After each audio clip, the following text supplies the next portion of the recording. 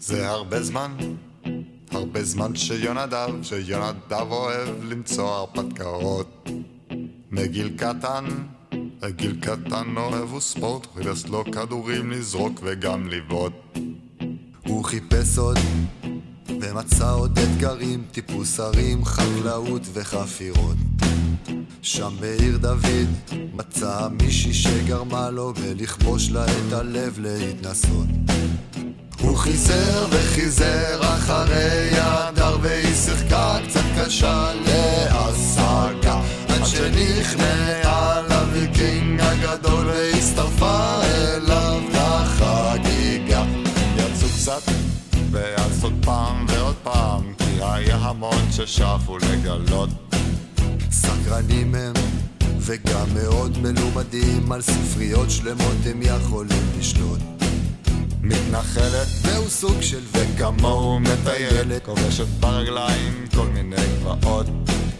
מדויקת, תשוקה ליצירה, במיוחד תפירה של פאוצ'ים ושמלות.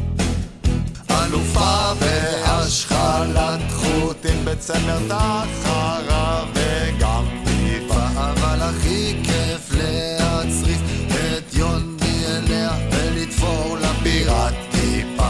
יונדב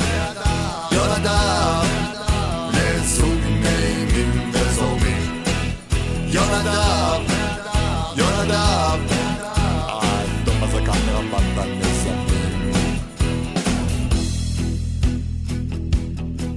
שביל ישראל אותו ביחד הם צלחו, פה ושם עצרו לקפוץ למעיינות. וכשיונדי הגזים קצת בהשפרצות, הדר החזירה לו בגלגול לתוך דיונות. 100 שנתיים גם עם שקל וגבעתי ניסו כל יום להיפגש וליהנות. ביום אחד ירד ליונדי הסימון והתחיל רחח סביב לטבעות. because he knew it was time to tie the knot.